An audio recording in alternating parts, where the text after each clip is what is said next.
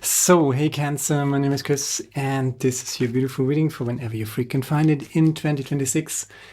It's still this wonderful seismic shift year, so pretty much every reading is a yearly reading.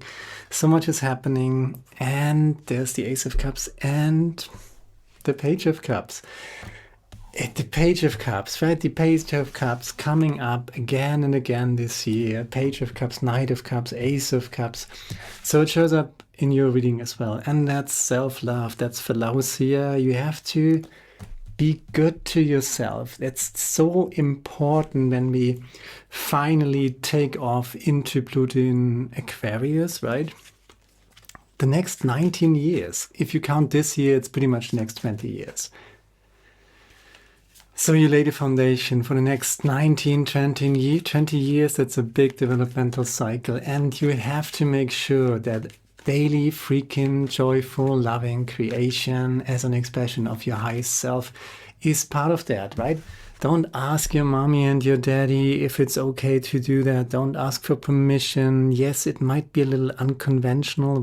Why? Because you might be a little unconventional, and that's okay. So you have to embrace your inner light, your inner truth, right? And access that. Express that. There's a reason why there's this little fish lurking out of that cup on the Page of Cups, right? Because it's a little unconventional, right? And conventionality is an external standard of a very undercomplex society and system. And of course, if you express your true self, if you be who you truly are, all of that, right? And have some fun with it, be joyful in expressing that. The normed society with, pretty much standardized systems might view that as a little unconventional, right?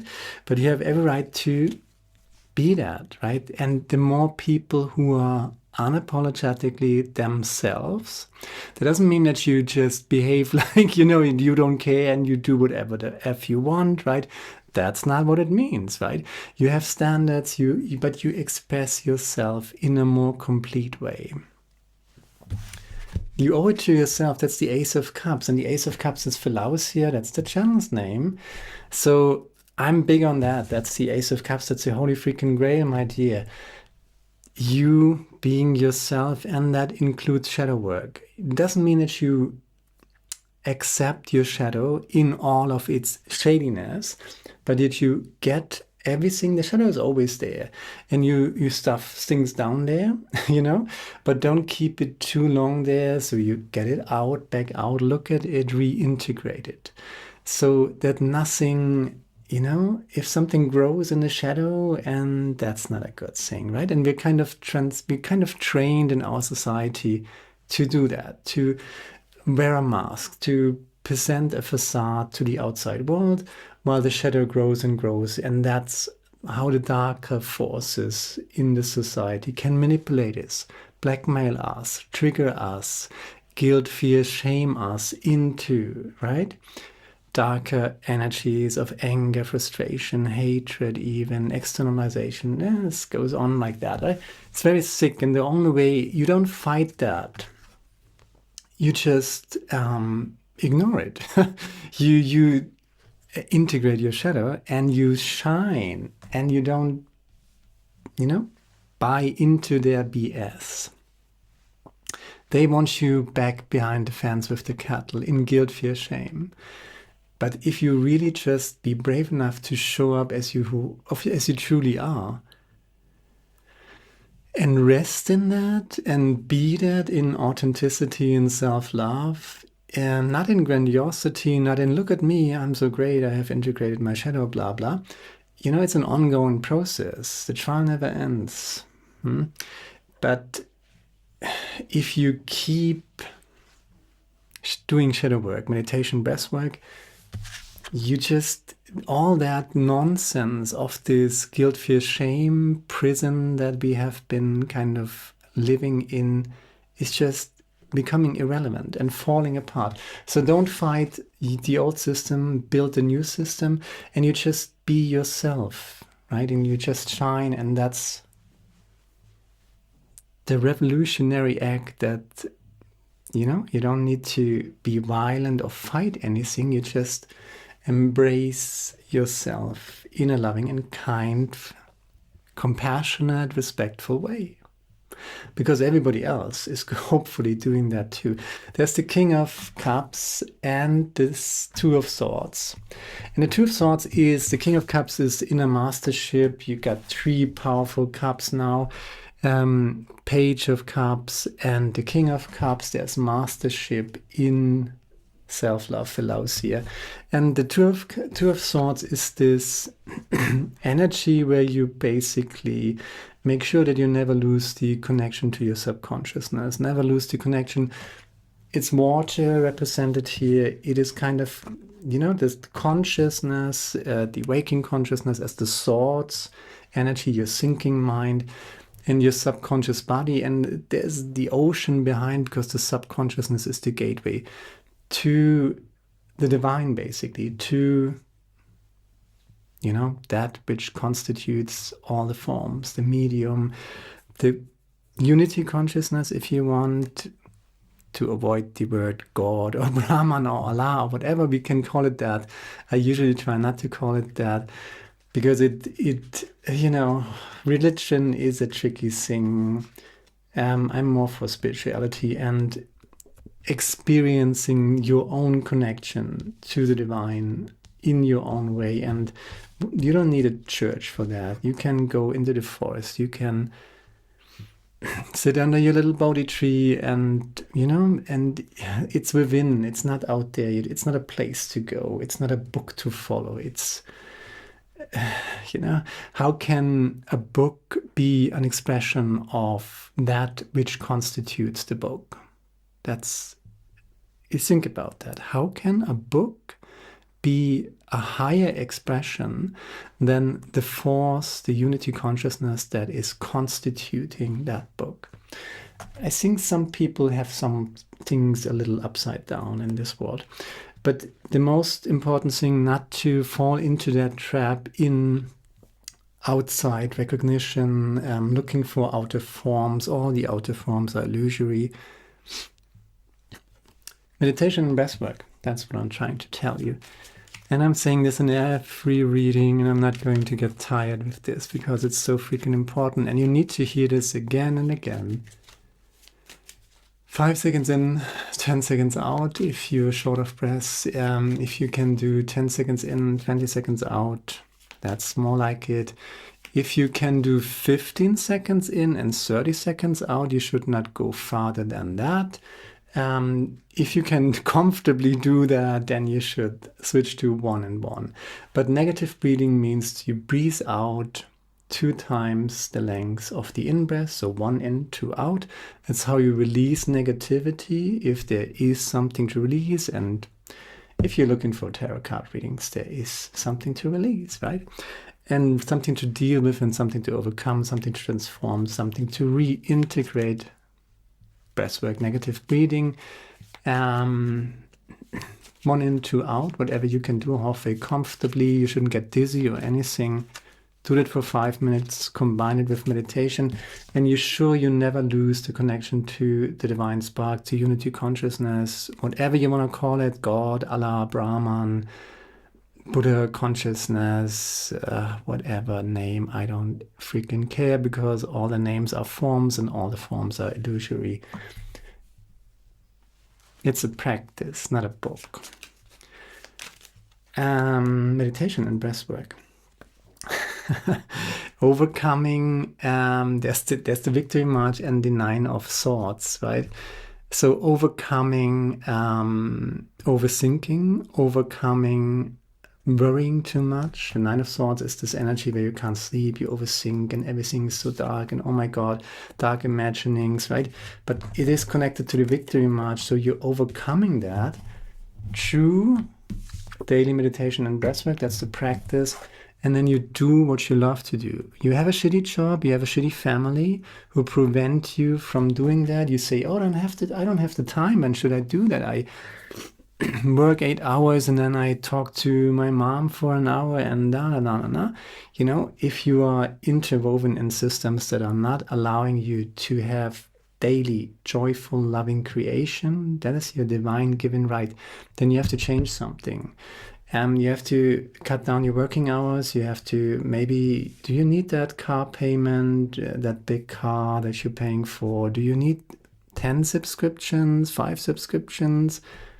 Really? How can you, you know, if you're losing the connection to yourself, if you're losing the expression of your inner core, if you're not doing what you love to do, if you're not in alignment with your inner light, and if you're not letting it shine into this world, something needs to change. So, what are you worrying about? What are your mind? What is your mind circling around? Maybe you get a little diary, a little notebook next to your bed, if you indeed cannot sleep. And then you just write down what you dream, what you think about. If you cannot sleep, what are you thinking about? Do that for a month or two, and then, you know, look at your comments, look at your notes, and learn from them. What am I thinking about when I can't sleep? And then that's going to tell you something, right? And then you work with that. That is also an aspect of kind of shadow work, but, you know, more on a thoughts, energy, intellectual approach. You just analyze yourself, right? So, but the main point here is, and that's your victory march, right? That's just one card here with a little bit worrying thoughts, energy. And this is how the system wants you to be, right? The system wants you to be in guilt, fear, shame. Guilt, fear, shame. Oh, who do I think I am? I should be shut up and not, you know, who am I, right? To joyful daily loving creation, oh, that's for the other people, right? No, it's not. It's for you. It's for everybody. Overcoming that is a big topic in 2026. You're looking forward to, as soon as you do that, your life will transform. Even if you're just doing meditation and breathwork on a daily basis, something will change because you're just looking inwards. You're creating yourself, right? 3 of Wands and a 6 of Pentacles. You're looking for something is balanced out. You know, you're getting something back. If you have given a lot in the last few years, most likely the last 9 years, you're getting something back. And if you have received a lot in the last 9-10 years, then by all means, it's a good idea to give something back. But I guess if you're resonating with this channel, you might have lost or given a lot. So the most important thing is that you're not waiting for a savior, that somebody giving you something back. You have to give yourself back, and you have to cut out people who are not treating you right, who are keeping your energy hijacked and distracting you from that beautiful stuff. Self-love, loving yourself, joyful loving creation, right? That's what you want. There's the 7 of Pentacles here, the 6 of Pentacles, and the 8 of Pentacles at the bottom of the deck. So joyful loving creation, and you have to show up for it, right? So it is work. Especially if you've never done it, if you go into meditation, if you go into breathwork, that is actually work, right? So it's actually, you need a little bit of discipline for it. It's like a workout for your consciousness, but people don't seem to have that many problems to actually physically work out. But if it's a workout for your consciousness, people seem to, I'm just sitting there, it's a waste of time. No, you're not. You're cultivating your consciousness. That is one of the most, if not the most powerful thing to do for a human being or any being at all. So doing that, and that's why everybody wants to distract you from doing that, right? So that's the mindfuck there. 9 of Pentacles, that's 9 of Cups, beautiful. Doing what you love to do, right? Nothing to prove, whether it's crocheting, whether it's writing, whether it's, I don't know, poets that nobody will ever read. But you do it for yourself. And that is a healing process as well. 2 cards. The Tower and the 5 of Cups is kind of clarifying the 9 of Swords. So if you're thinking about past drama, maybe you are coming from a time where you kicked a few people out of your life. There's the Tower, there's the 5 of Cups. Maybe you lost something, that was kind of poisoned, whether it was through narcissistic, toxic, antagonistic people. You freed yourself from it. Maybe you're coming from some sort of dark night of the soul. Think about the last 9 years.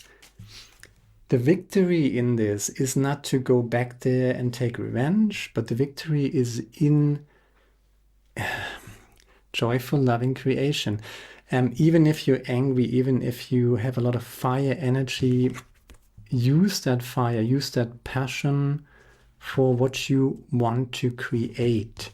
So the 7 of Pentacles is an indicator that you have already planted your little seedlings. You already know what you want to create, and just keep nurturing that. You be passionate about it, but not suffering for it, right? Working on it, showing up for it, doing the work daily, joyful, loving creation, but it is creation. So, and even the most beautiful creation then you can think of, Michelangelo's David, for example, I think that was quite some work to do, right? And everybody thinks, oh, he was that great guy and he totally enjoyed being a sculptor. But if you do it for, I don't know, a year or 2 years, how long did it take to build that statue, right? And that is work, right? So you have to show up for that. So it's not like we're just skipping work or anything, right? Joyful, loving creation, that's a Sun card. It is an expression of what you want to do, but you still have to show up for it. And the same goes with Sun card, let's just say, clarifying the Queen of Cups, the Queen of Wands, and the 7 of Pentacles. You're planting and working on your own happiness. Not 5 years down the road, not when you do this, when this and that happens, but every day through your creation. So the creation itself has to be a means in itself, right? Not just a means to an end. When I get this, and when I get my degree, and when I get this and that, and when this and that happens, right? That is means to an end. If you do something to get somewhere, you're kind of spoiling the moment. But if you do something just for the sheer joy of it, and doing it itself is reward in itself. That is, if something is an end in itself, that's how you'd say it. It's not just means to an end, it's an end in itself. That's important. And it can still be means to an end, right? Yeah. So maybe you've been through there. By the clarifiers, we have the 5 of Cups, we got the 5 of Pentacles, we got the Tower. If you look outside, there are a lot of towers collapsing right now. Maybe you're coming from some sort of dark night of the soul. But you just go. There's the wonderful Empress at the bottom of the clarifier deck. And the big deck is with the 8 of Pentacles. So don't worry about that. The best wave of resistance is to not live in guilt, fear, shame, right? And to do joyful, loving creation, meditation, breathwork. Deal with your own shadow shit. If you are not dealing with it, you are offering it to pretty dark forces who are trying to manipulate you through that shadow aspect. So you better own your shadow, because otherwise someone else will own it and use it against you. Don't be too nice to people. People will use you. Be kind, be respectful. But you don't need to be everybody's darling, right? You have to Be willing to stand on your own if necessary, and not so much depend on external recognition or, okay, that's too complex for this. Be a friend to yourself. Be yourself a friend and treat yourself like a friend. A healthy discipline, right? But, be kind to yourself, especially when you start with meditation and breath work. There are people who are overambitious in this and they get some sort of pranayama yoga book, how to breathe, and they get all these exercises and they want to do it all. Be kind to you. You don't need to do it all. You need breath work and you need meditation. That's it. You don't need meditate. There's so many people who, I have to find the right method of meditation or breath work and this and that. Really, keep it simple. The simplest thing is usually all you need. And all that jazz around it is just distraction. The truth you're seeking is not out there, but in here. The only access to the divine is to your subconsciousness. There are two paths, basically. One path is to go into the world and seek it there, in the external. And the other path is to go within and seek it within yourself. So these paths are, I have to say it like this because every path has its right and but I'm certainly let's go within YouTube tarot card reader, okay? So you have to go out a little and then you come back to yourself.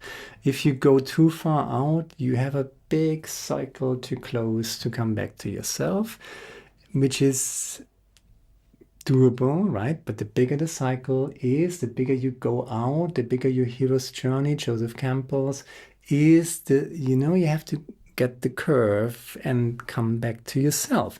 And the bigger the circle that you open, the harder it is to close. So keep that in mind. And you have to get out a little to come back to yourself. But ultimately, you come back to yourself. And I'm an old man, so I emphasize this homecoming aspect to yourself, working within yourself.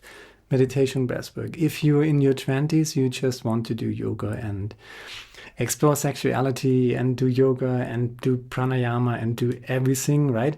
And really go out and seek the dragon, and by all means do so. But keep in mind, every circle that you open, you have to close to come back to yourself. So make sure it's not too bold of a circle to close.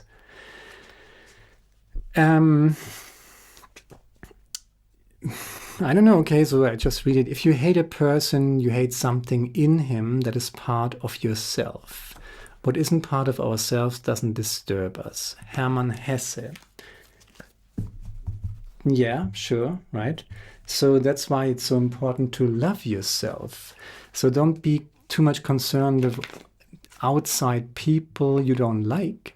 Make sure that you love yourself. And if you love yourself, you're so busy expressing that self-love, doing what you love to do, that there's just no time and energy to constantly bitch about other people and what they're doing, and they don't live like me, and how dare they? And everybody should be, should be a law that everybody lives like me, or that's fascism. That's absolute disgusting, right? If you don't focus on hate, don't focus on fighting the old system, focus on creating the new. And the best way to create the new system is not that there's a new big leader who is going to show us. There's nobody coming to save us. We have to come back to ourselves, and there's not one big light that's going to illuminate everything in the age of Aquarius, but there are billions of little lights, right?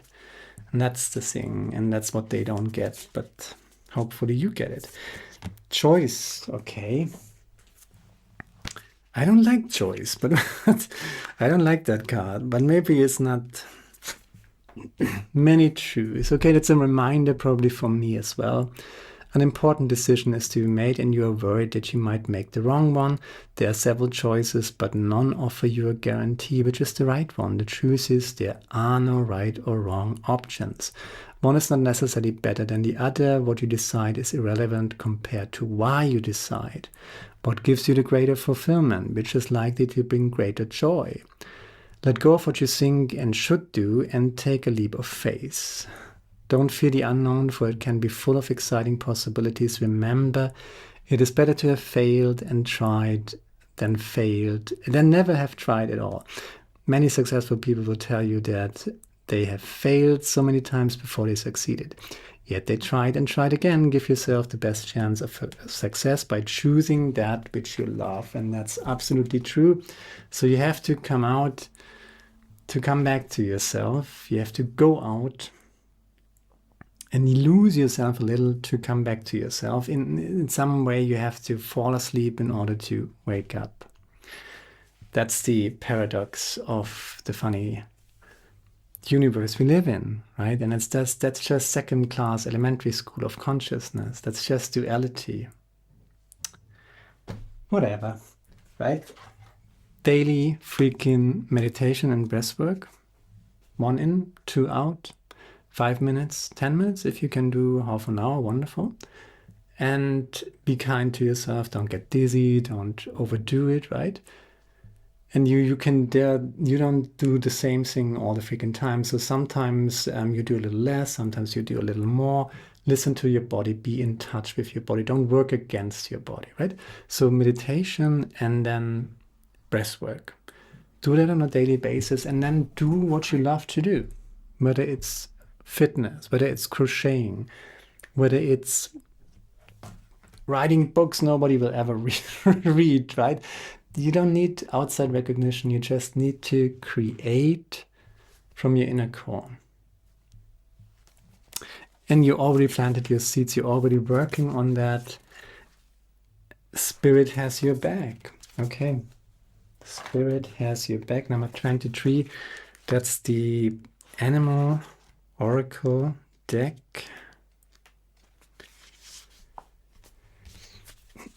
I'm going to read this to you as well. Think of the eagles flying high above the other birds, soaring in the wind. Eagle spirit has appeared to ask whether you're willing to soar to new heights, even if that means solitude for a short while. Truly, all the wisdom of the world is available to you. When storms flash across the sky, it is the eagle spirit that raises you above it all, helping you conquer fear and overcome adversity, reminding you that spirit has your back and wants you to experience life at its fullest. At this moment, you are meant to know that you have the highest of wisdom and courage within, gifted to you by the spirit of all the angels. Boldly build your nest in a lofty space and know that you can fly effortlessly, proudly embodying eagle spirit in all her glory and grace, claiming what is truly yours in divine timing. Yeah. And literally all you can do is do what you love. You have to carve out space and time in your day, not just at the weekend for an hour or two, every day. Do what you love to do every day. And something will come out of it. And if it's just happiness while you're doing that, that is, but you have to choose that. There's a little bit of discipline showing up for it, right? Spirit has your back. That's all I got. Share, like, subscribe, leave a comment, let me know what you think about it. Check out the Fall and Winter 2026 reading. I'm going to link this at the end of this reading. And check out your Sun, Moon, and Rising if you want the full picture. And hopefully see you next time. Now, Badaya.